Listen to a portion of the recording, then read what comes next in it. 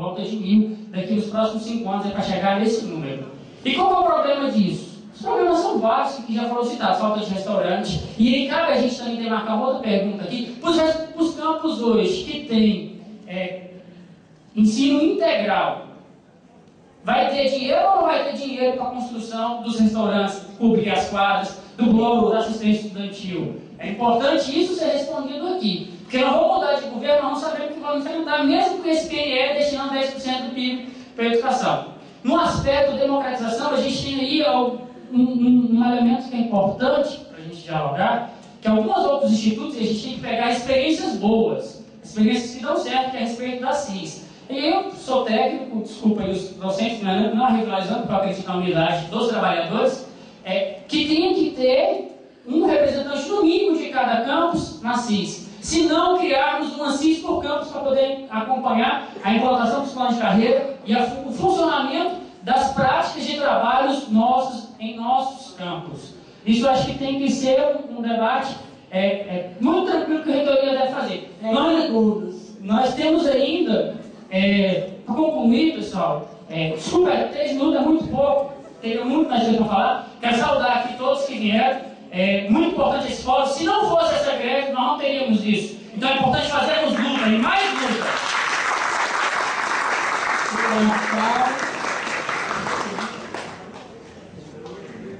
Fernando? Ou é Fernanda, né? Fernanda, por favor, Fernanda.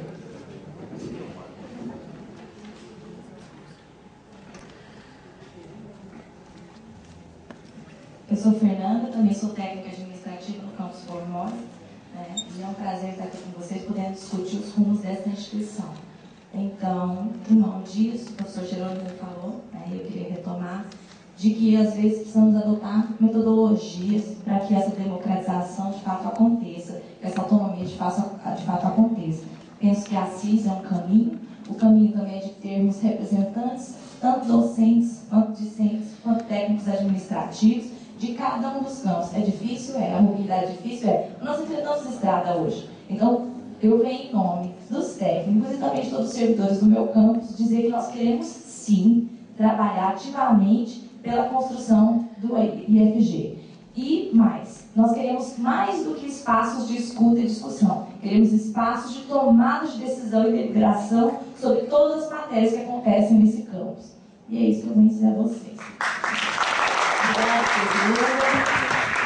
Aníbal, já está aí?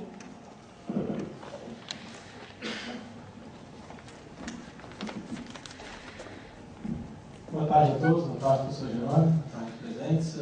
Professor Jerônimo, você está pegando o seu lado. Você entrou num momento em que a gente está sofrendo muito com a questão vindo de cima para baixo, você é o elo da corrente que está entre nós, servidores, né? Você fica no meio e vem a pressão do MEC e do governo. Né? Então, esse canal de transmissão aí tem que ser feito um ajuste aí, de modo que não venha só de cima para baixo, porque nossas demandas são antigas e muitas delas ainda nem foram ouvidas. Na verdade, a gente esperava até que durante a sua eleição a gente fosse sofrer um processo maior de democratização do que você está conseguindo imprimir até o momento. Haja vista que, por exemplo, a questão da autonomia, a gente não vê nenhum caminho na direção dos campos poderem fazer as suas próprias portarias específicas com a sua realidade, sendo óbvio entrar no campo da reitoria. A gente não viu até agora um diretor de campus conseguir fazer uma portaria, por exemplo, para liberar um servidor para dirigir um automóvel que seja na sua função, exija isso, então ele não tem esse poder. A gente não viu a questão da descentralização dos recursos acontecerem de fato, como, por exemplo, um maior valor de recursos, ao invés de ficar aqui na reitoria, ficar na assistência estudantil, ficar nos campos. Eu acho que o papel dos campos, ele vai utilizar esses recursos de forma melhor e planejar melhor a partir dos recursos que ele possui. Se ele possui pouco recurso, ele vai ter que depender, então, das bênçãos da liberação desses recursos aqui da reitoria. O enfraquecimento, na verdade, está acontecendo ainda maior nos campos, né? Porque essa autonomia diminuiu com a transformação dos cargos de diretor administrativo de diretor para gerência administrativa, ou seja, tira a musculatura dos campos e coloca a musculatura ainda maior na reitoria, trazendo esses CDs para cá. Então, é o inverso, essa política que a gente está vendo, está indo na contramão, inclusive, do seu projeto para essa sua gestão.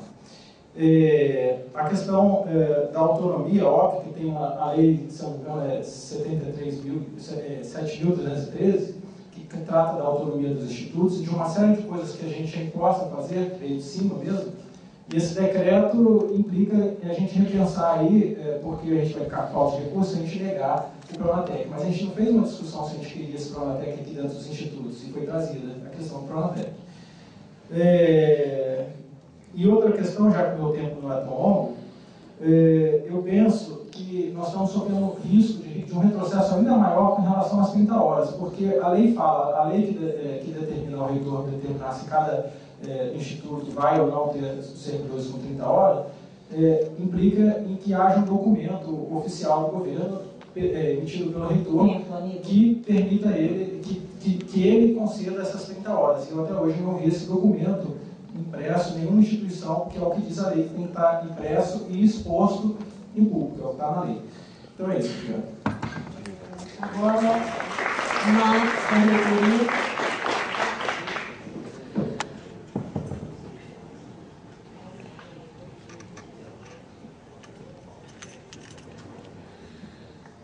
Boa tarde a todos, meu nome é Max, da reitoria. O professor Valois, né, fez uso da Terezinha Rios. Eu me lembrei do Bourdieu, falando um pouco sobre a questão da autonomia, e a minha questão vem um pouco nesse sentido. Quando falou sobre o uso da legislação, né, no caso, a legislação que trata a respeito da implantação dos institutos, e a minha leitura em Bourdieu, pensando nessas questões, me leva a entender que essas legislações são como a força do governo, que ela faz uso para se manter enquanto ponto dominante, né? E é interessante ele falar que aqui o Instituto está no meio do caminho, né, dessa força dominante, enfim. E aí eu diria que não se pode partir da legislação, é a impressão que eu tive, né, que como se a legislação está aí, é o ideal, ou deve ser cumprido, enfim.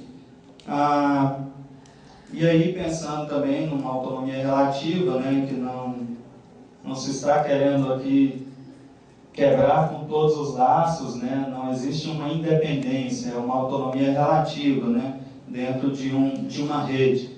E aí a minha questão, dentro desse plano de fundo de interpretação, é uma fala, qual é, né, a fala direta, ou uma fala mais objetiva, significativa, de como a gestão do IFG vai se portar diante de tais legislações, de tais projetos, programas, Pronatec e Companhia Limitada. Qual é uma fala direta de como que a gestão vai se portar em relação a essas questões? É isso, obrigado.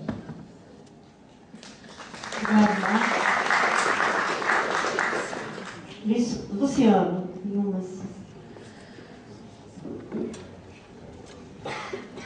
Boa tarde, sem querer ser bairrista, eu queria saudar meus colegas do Campus Inhumas aí, maior bancada hoje aqui presente. Bom, vou ler aqui para não esquecer nenhuma vírgula.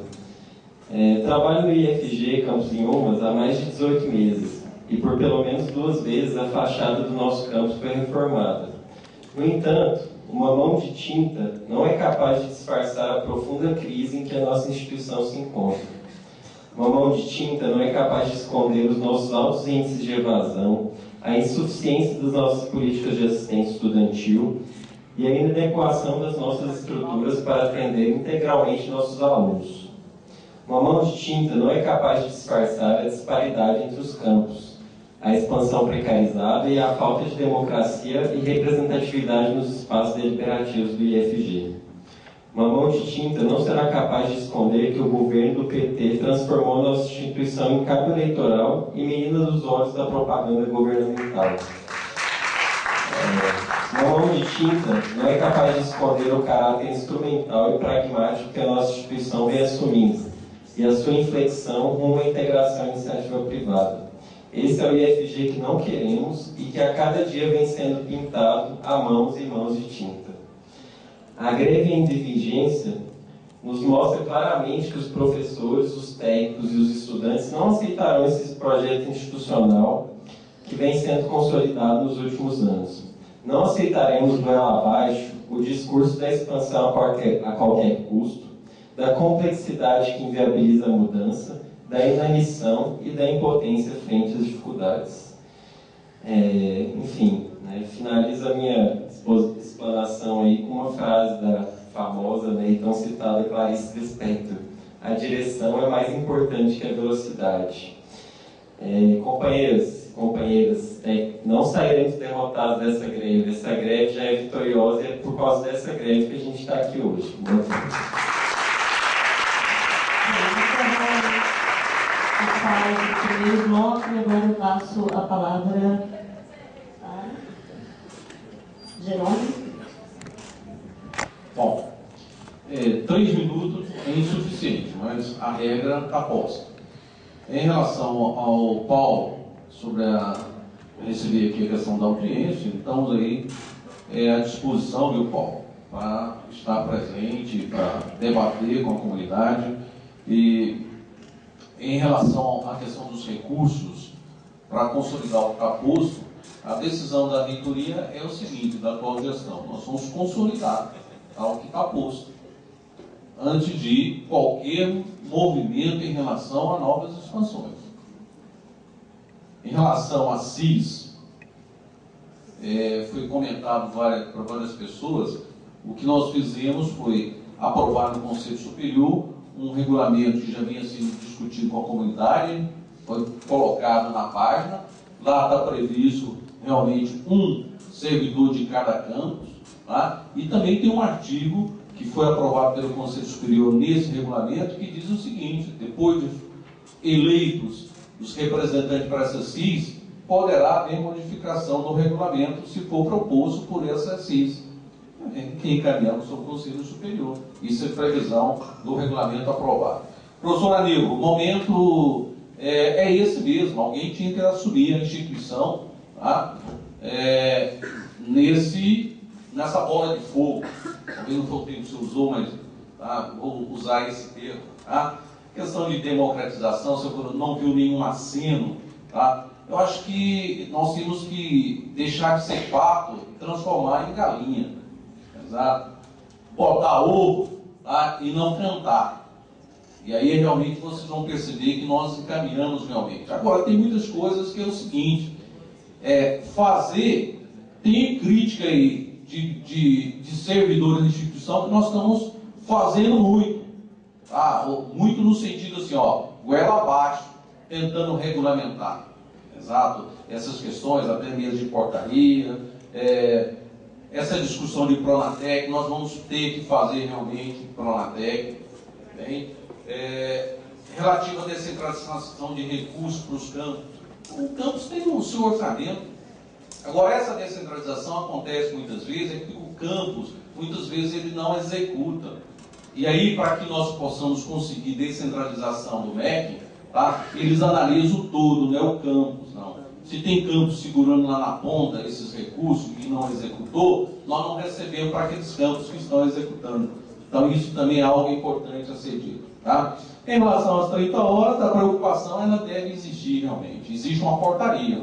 Nós regulamentamos isso aí, o professor Paulo, na época do professor Paulo, e nós vamos manter essa portaria. Tá? Agora é uma coisa que preocupa, porque os órgãos de controle vêm em cima. Está regulamentado não só as 30 horas, como também em relativo a horário de funcionamento dos campos. Exato? Isso aí é um ponto. Aí me deram os 3 minutos aqui, ficou o Marcos e o Luciano aí. E com a próxima oportunidade, talvez a gente responderia até. Bom, eu, na minha condição aqui, eu tinha que fazer pergunta para o professor aqui, né? Mas eu coloco o seguinte: a partir das falas colocadas pela plenária, elas evidenciam, vamos dizer assim, um termômetro do que é a nossa instituição. Está muito claro, está muito notável isso aqui, né?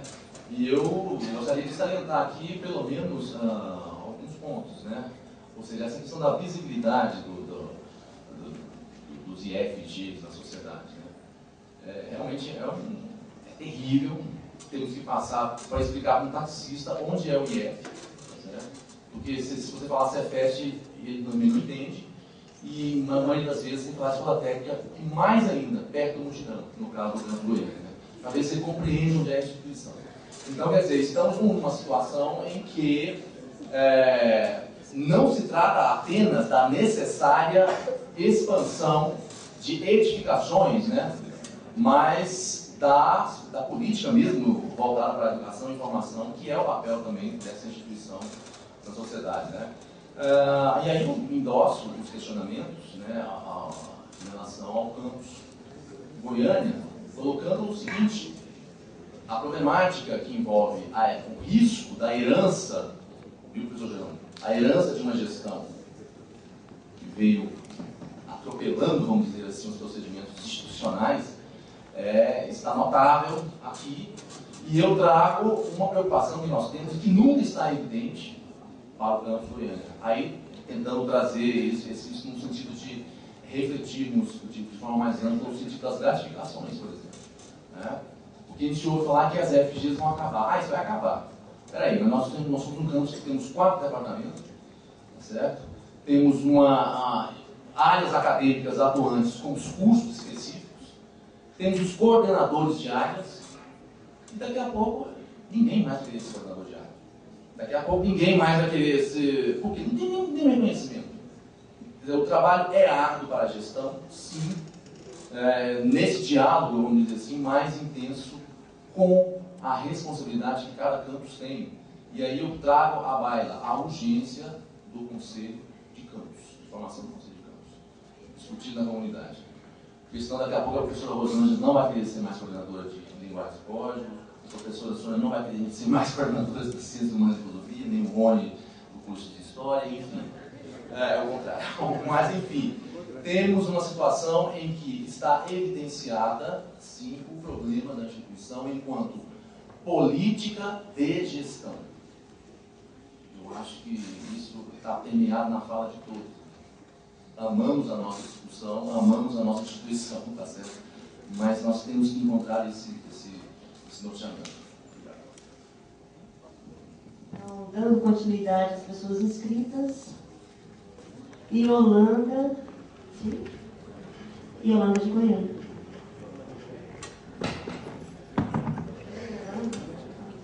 Deixa eu pegar. Boa tarde, eu sou Yolanda do Grêmio Científico do IFG Campus Goiânia. Quero colocar algumas questões, né, que permeiam aos 3 pontos principais desse debate, né, a democratização, a expansão e a autonomia. Em primeiro lugar, sobre a democratização, é fundamental, e aí eu acho que o senhor falta, né, o senhor colocar na sua fala isso, é fundamental a reformulação das instâncias deliberativas do IFG.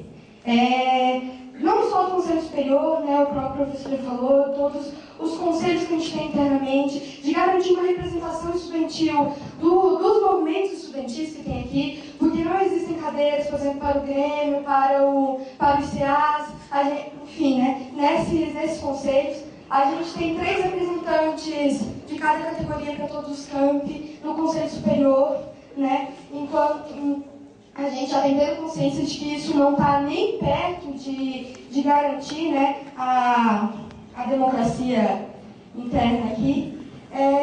Um exemplo disso é a forma como vem sido tratado pelo próprio Conselho Superior muitas questões. Ia ser colocado em votação, né, uma minuta de direitos e deveres dos estudantes, né, dado que a Constituição Federal não discorre sobre isso numa instituição, e essa minuta seria aprovada pelos 20 integrantes do Conselho Superior, né, enquanto 22 integrantes do Conselho Superior, sem a consulta da comunidade discente, né, quanto a essa minuta. Uma minuta extremamente complicada, que coloca coisas como que seria de se esperar que uma instituição militar colocasse, um colégio militar colocasse algumas vezes. Por exemplo, né, o Gabriel já falou, a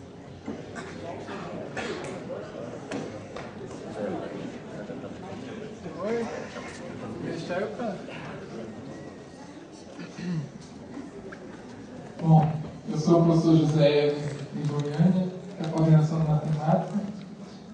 Eu vou continuar com a minha cantilena. Felipe, Palmir, professor Tião.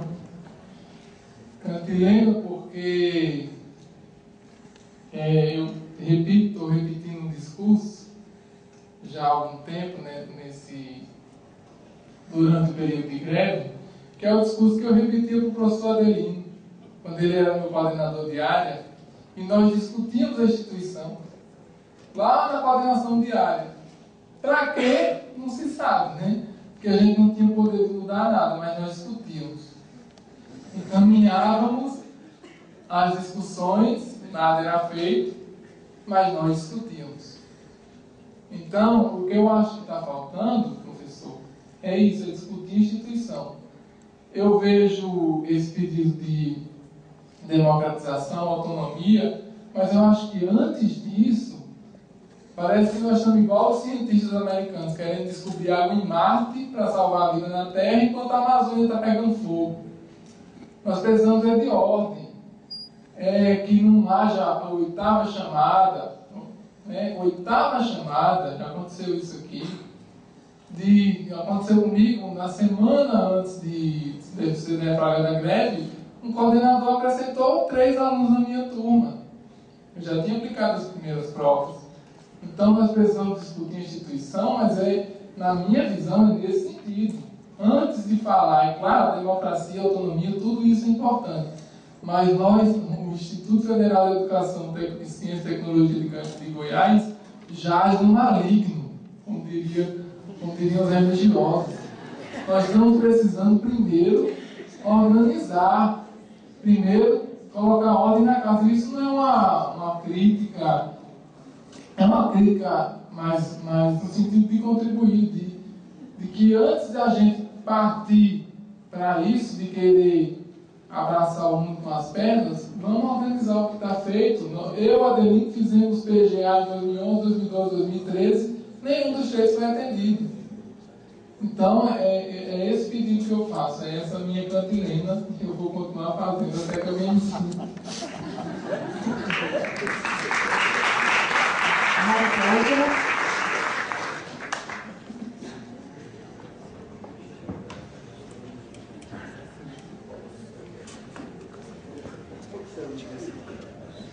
Boa tarde. Marisângela, sou docente do campus Lusiânia. Bom, primeiramente, eu ia parabenizar a iniciativa do grupo aqui de Goiânia. Lembrar que essa experiência, a gente já vem executando ela desde a última greve. Já é uma experiência que a gente acha que a gente tem que intensificar, né? Ao invés de ser anual, semestral, acho que a gente realmente constitui um espaço de debate contínuo. E dizer da importância daquela visita. Nós tivemos a presença da reitoria em abril e foi um momento muito importante, né? Toda a gestão esteve lá conosco. Né? Gostaria de transmitir aqui o quão profícuo foi essa experiência e como realmente deu margem para a nossa discussão interna, nosso projeto de instituição que nós queremos. Mas esse é um momento que a gente está falando de democratização. Eu gostaria de acrescentar, logicamente, todos os pontos que foram postos aqui são fundamentais, né, nosso entender, mas a questão da democratização, ela passa também pela valorização dos servidores. E aí eu trago uma experiência do nosso campus. Nós estamos perdendo os servidores. Eles chegam com todo o afoito e o gás de terem passado no concurso público, muitas vezes o primeiro concurso, e chegam ali e se deparam numa instituição travada, no sentido de que muitas vezes eles não se reconhecem. Olha, o que eu estou fazendo aqui? O que eu vou fazer aqui? Por que eu estou dizendo isso, magnífico reitor? Porque nós temos uma situação, a gente já falou aqui, da formação integral. A formação integral, que é uma preocupação de todos nós, ela tem que passar pela valorização dos servidores, né? E hoje, infelizmente, a política de valorização que os servidores reconhecem no campus, ela se dá por meio do Bolsa Formação, vulgo Pronatec. Então, eu gostaria só de pontuar aqui uma situação que nós, inclusive, levamos aos senhores, que é a importância da valorização da pesquisa e extensão no nosso instituto. Mas de que maneira fazer isso? Olha, nós sabemos que o ProEJ é um desafio muito grande para a nossa instituição. por que não, então, nos aproximar os programas de Pronatec dos nossas intenções com o ProEja? Logicamente que o espaço transformar, esse é um espaço de debate e discussão. Nós temos que nos aproximar. Logicamente que se entende o quê? Se entende que quando a gente diz assim, olha, o servidor, ele permanece no campus porque ele está vinculado ao Bolsa de Formação, e aí a gente fala da política de pesquisa e extensão, né, com cursos que são descolados com a realidade local, nós também não teríamos condições de criar uma política de incentivo para esses docentes possam permanecer motivados a propor em pesquisa e extensão com a realidade que nós temos lá. E que não sejam apenas motivados a participar do Bolsa Formação pelo incentivo financeiro. Acho que nós precisamos repensar um pouco essa proposição, que também já foi colocada pelos colegas aqui. Tempo. A última desse bloco é a Flávia. Desculpa, Flávia.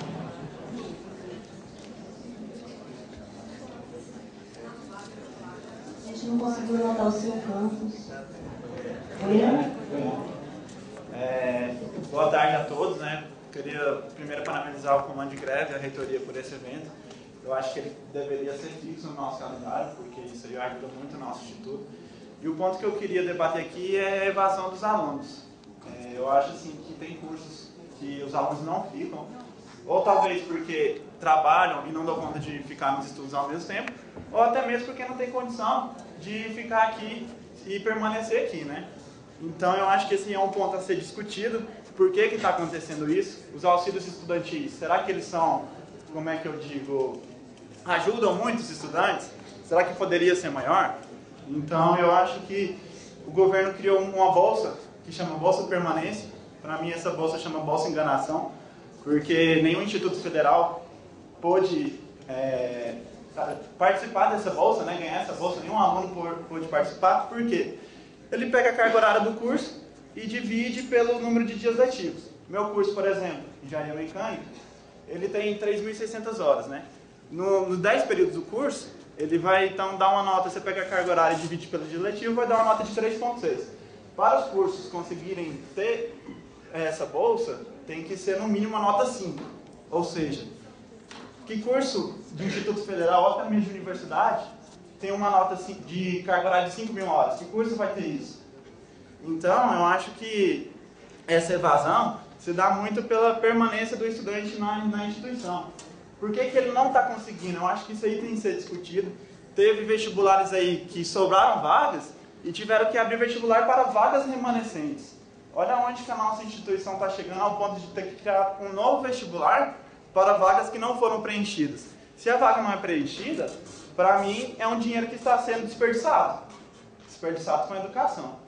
Então eu gostaria que essa evasão, essas bolsas que são ofertadas pela instituição, que elas fossem discutidas. É isso mesmo. Obrigada, Fernando. Flávia. Passo a palavra agora para o Geraldo. Bom, Yolanda, ela fala sobre a reformulação das instâncias, né? Que está previsto no nosso estatuto, primeiramente a questão do Conselho Superior, que é o conselho máximo dessa instituição, que nas próximas eleições nós teremos aí a composição desse conselho com 5 representantes de cada do segmento da comunidade acadêmica, tá? E nessa situação, esse conselho, os números de membros eleitos desse conselho, ele se iguala ao número de servidores não eleitos, tá? De membros não eleitos. E, consequentemente, a partir dessas eleições, nós podemos, então, até mesmo pensar na reestruturação, a forma com que esse conselho, talvez não é nem a questão da quantidade, e sim a forma com que esses conselhos estariam trabalhando para a aprovação dos seus regulamentos. Em relação ao regimento do corpo discente, Yolanda, assim que nós assumimos, nós pegamos os regulamentos anteriores que assim tinha sido discutido com a comunidade. Eu tenho aqui um ofício circular convocando aqui o Conselho de Ensino, Pesquisa e Extensão no dia 8 de abril de 2013. Inclusive a ata desse conselho, aonde isso foi ponto de pauta. Eu gostaria de destacar o que consta-se nessa ata, um conselheiro, a professora Gilda, conselheira, que era pró-reitora de ensino, ela diz o seguinte, que fez uma síntese do processo, dizendo que o referido regulamento já havia sido apresentado em diversas instâncias da instituição e foi estruturado, tendo como referência o atual regulamento coeficiente, aquele que era de 2008. Por isso que nós encaminhamos novamente, passou pelo Conselho de Ensino, Pesquisa e Extensão e realmente era pauta do Conselho Superior. O conselheiro Josué solicitou, então, vista ao processo e ele foi retirado, então, da aprovação naquele dia. Em relação ao professor Sebastião, a questão de tolerância, né, eu acho que a posição nossa é a respeito, realmente, à participação da comunidade. Professor José Helder, eu acredito que é isso mesmo, professor Éder, exato. José Éder, que é isso mesmo, acho que a gente tem que estar discutindo, mas nós temos que encaminhar essas discussões. Senhor Marislângela, em relação à visita, eu acho que o exemplo é este mesmo, e nós somos dispostos a ir em todos os campos, porque a gente tem mais tempo para estar discutindo.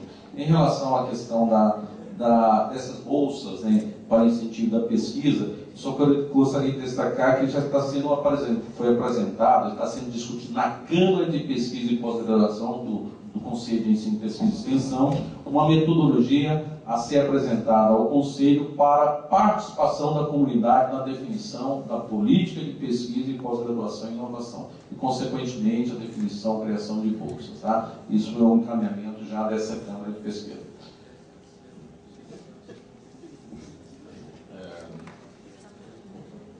É muita coisa, né, professor Geraldo? Vou perguntar. Eu entendo assim, eu já fiz essa crítica em um momento ou outro, nessa gestão, tem duas palavras-chave. Né? Uma é até simpática, que é celeridade. E a outra é terrível, é startar. Esse verbo startar é complicadíssimo. Mas, em todo caso, foi trazido à baila aqui, pelo menos um ponto que deve ser considerado evasão de servidores, evasão de professores. Ora, isso é terrível, porque assim, há um tempo atrás você falava, fulano vai trabalhar na instituição pública federal, vai se encontrar na sua carreira, e hoje, justamente a nossa instituição, justamente a instituição em que nós estamos aqui buscando perspectiva, né, de se estabelecer e consolidar, ocorrendo esse tipo de coisa. Será que isso não é fruto, evidentemente, de uma herança espúria, uma herança de gestão complexa, né, que passa por cima, por exemplo, de estudos de implementação de campo, no sentido da área acadêmica que deve atuar? Será que esses campos não estão estrangulados com suas demandas que têm que inventar, vamos dizer assim, para poder se manterem? Né? José Éder, ele traz aqui novamente um ponto, eu penso que é contraditório. Eu penso que também discutir a ponta, discutir os acontecimentos dos trabalhos institucionais na ponta, nos campos, nas coordenações, é fruto também do processo democrático. É fruto também do processo dessa autonomia que nós estamos discutindo aqui. Eu acredito que quando se reflete na ponta, também é oriundo de todo um processo que não podemos ficar à mercê da celeridade, simplesmente. Não podemos ficar à mercê de apagar incêndio, porque daqui a pouco vem outra gestão. Ou não sei se o senhor vai se candidatar à reeleição, mas assim, daqui a pouco vem outra, vem outra gestão. Não, nós temos que adiantar o que foi feito lá atrás. Então, assim, aí com todo respeito aos gestores aqui presentes, não dá para ficar apagando incêndio sempre. E isso está claro aqui na fala dos estudantes, do corpo docente e também dos administrativos. Nós queremos ser partícipe na gestão. É isso. Rigoroso no tempo. Eu vou colocar aqui um programa de encaminhamento, porque nós tínhamos uma previsão de trabalhos até às 5 da tarde. Nós temos ainda 6 pessoas inscritas, e aí eu pergunto se a gente procede a essas 6 inscrições e já não aceita mais nenhuma, ou se a gente estabelece outro teto e aceita mais uma rodada de inscrições. Eu consulto vocês. Qualquer disposição. Da mesa, inclusive, né? Não.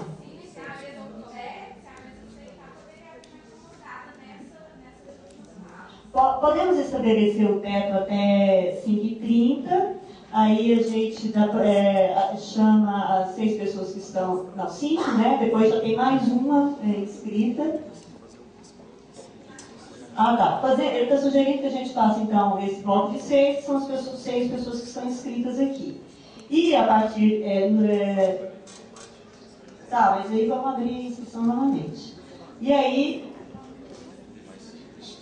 Só no encaminhamento, que na fala do primeiro se encerre as inscrições, senão a gente não termina 5h30. Então, isso aí.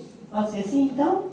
Então, nesse bloco, está inscrito em primeiro lugar o Josué de Goiânia.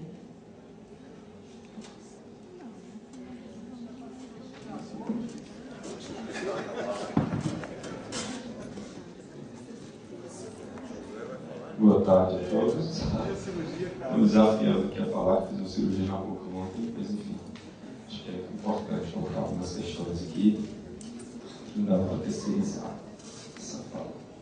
Acho que assim, é muito bom isso que a gente está fazendo aqui hoje, né, que isso sirva como algo pedagógico, né, para o andamento dessa instituição, para a consolidação dessa instituição.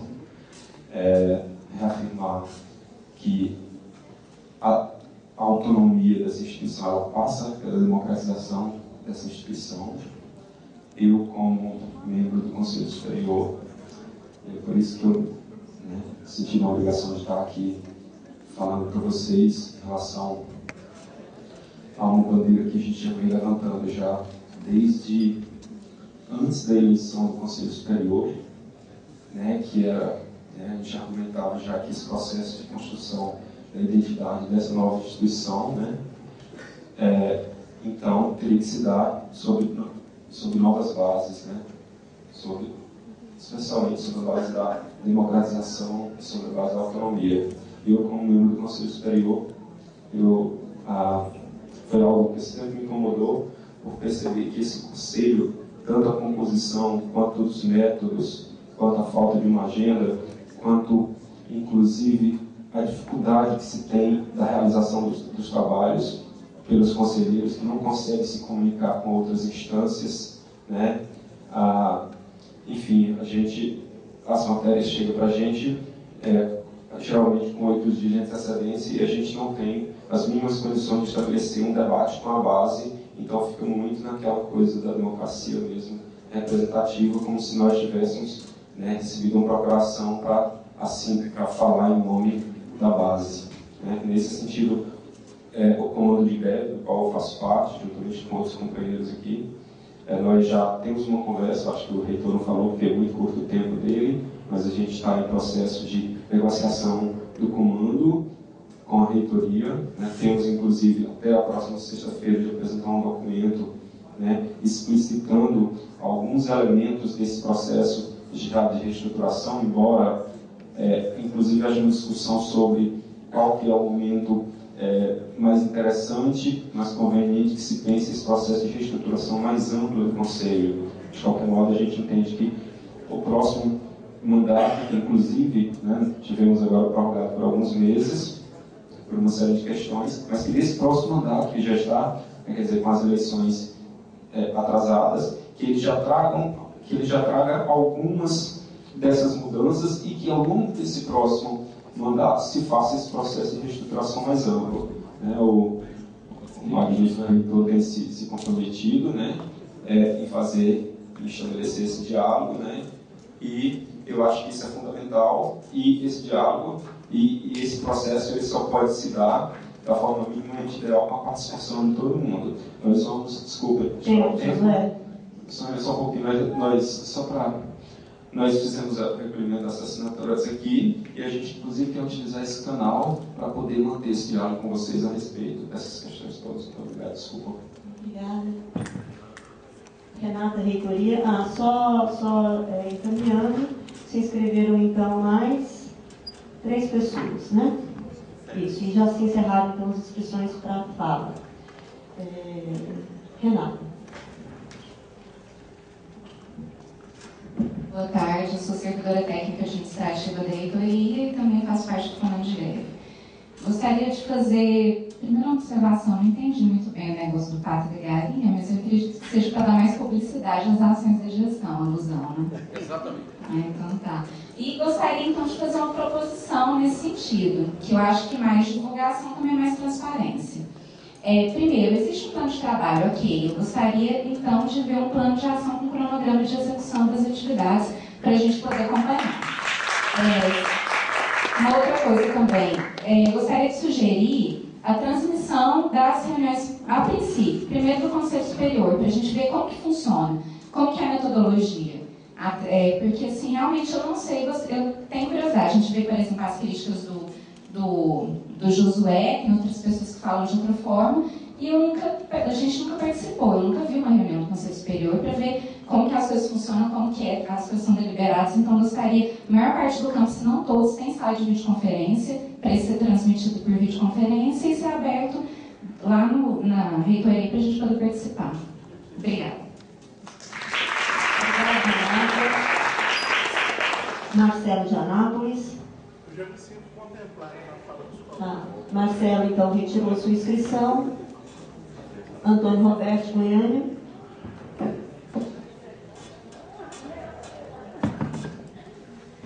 Obrigado. Bom, pessoal, continuando a questão da democracia, né? Nesse trabalho, né, nessa luta que tem que envolver todos, né, a gente vai encontrar obstáculos internos, inclusive. Né? A gente sabe que, para muita gente, a democracia é apenas amenizar o chicote, né, ou a quantidade de chicotadas do Senhor. Né? Então, se sente satisfeito com isso. Não é o nosso caso, nós estamos lutando, né, pela ampliação, nós estamos lutando pela ampliação com qualidade, porque a gente sabe, né, por exemplo, eu trabalhei muito tempo em São Paulo, vi toda, né, a criação desses partidos e tudo mais, e inclusive de pessoas, né, que tinham pé no PT e outro pé no PSDB, que achavam que era isso mesmo, bastava você. Qual o problema da educação? Estatística, né? Naquela época era o quê? 60%, 40% dos estudantes fora da escola, vão jogar todo mundo dentro da escola.